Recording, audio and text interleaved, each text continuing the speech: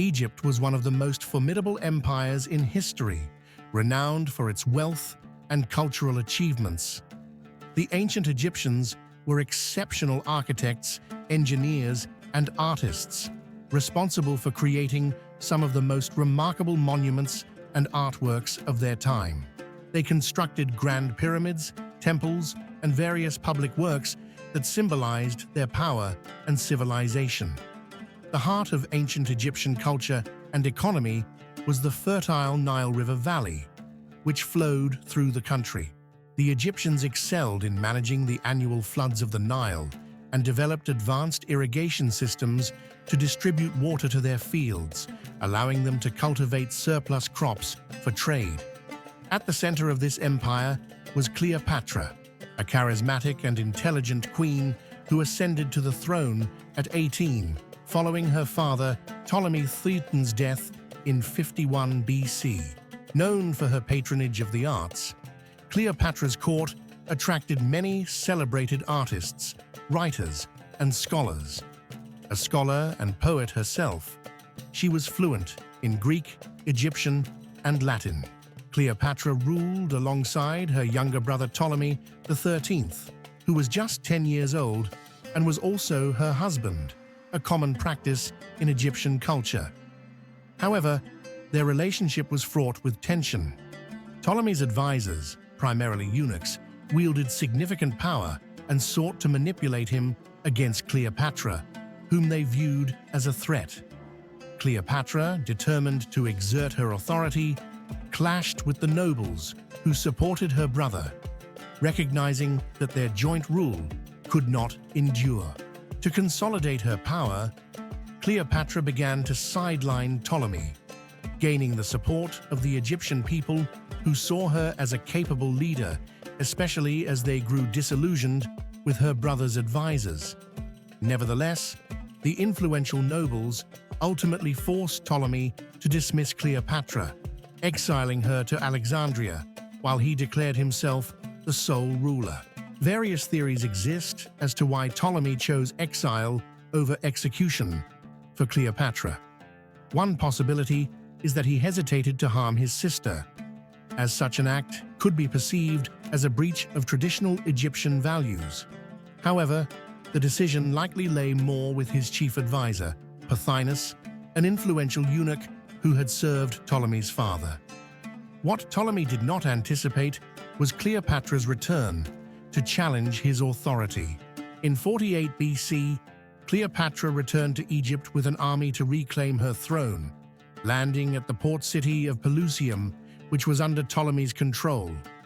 After a series of battles, her forces captured the city, but Ptolemy's troops regrouped and retook Alexandria. The conflict continued as both sides vied for power. Meanwhile, in Rome, Julius Caesar had just defeated Pompey in the Battle of Pharsalus. Fleeing for his life, Pompey sought refuge in Egypt, where he had previously lent large sums of money to the kingdom. He appealed to Ptolemy for assistance, but the young pharaoh, still grappling with his conflict against Cleopatra, saw Pompey as a liability.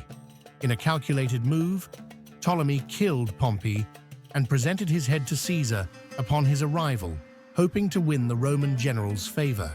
To Ptolemy's shock, Caesar was enraged by this act, viewing it as dishonorable to kill a Roman general, even an opponent.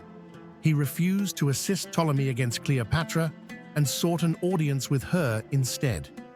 Ptolemy then imprisoned Caesar, demanding that he join forces against his sister.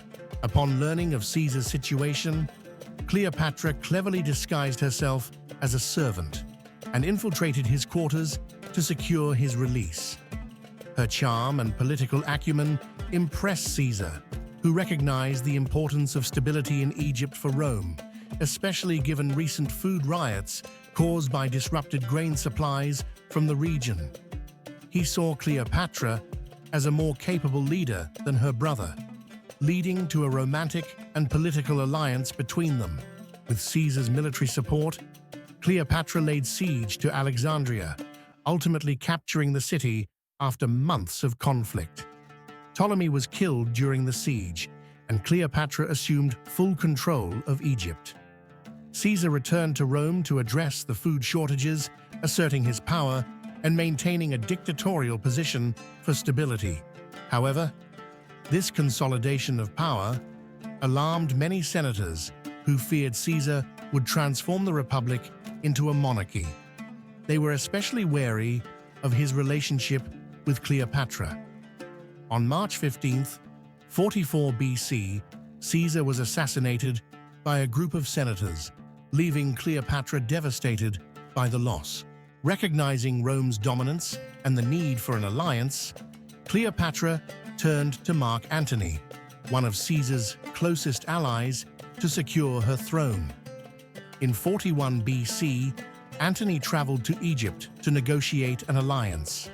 Cleopatra famously made a grand entrance, sailing down the Nile on a lavishly decorated barge, captivating Antony and beginning a passionate love affair. Together, they formed an alliance against Octavian, Caesar's adopted son. However, Antony's decision to divorce his Roman wife for Cleopatra damaged his reputation, leading to war in 31 BC. At the Battle of Actium, despite Cleopatra's strategic skills, Antony's judgment was clouded by his feelings for her and his excessive drinking. Octavian's superior naval forces defeated them. After a crushing defeat, Cleopatra and Antony retreated to Alexandria, where they faced a prolonged siege. In August 30 BC, after receiving false news of Cleopatra's suicide, Antony took his own life. Heartbroken, Cleopatra arranged for a venomous asp to bite her, ending her life. Her death marked the fall of the Ptolemaic dynasty and the rise of the Roman Empire.